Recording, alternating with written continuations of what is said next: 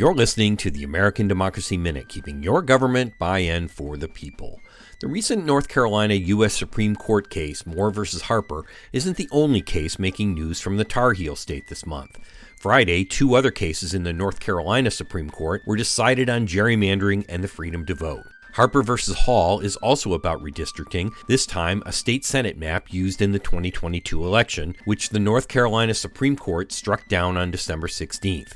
The court said the Republican-dominated legislature violated the state constitution's free elections, equal protection, and freedom of speech and assembly clauses. The legislature argued the map was race-blind, but the court's ruling said, quote, "The provisions enacted were formulated with the impermissible intent to discriminate against African American voters in violation of the North Carolina Constitution."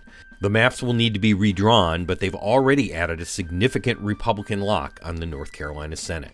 Also decided Friday was Holmes v. Moore, which struck down a voter ID law which accepts only a few types of ID. The court also deemed this as targeting black voters, but the Washington Post reports that the Republican legislature will likely pass another bill after the North Carolina Supreme Court shifts from a liberal-leaning court to a conservative one next year.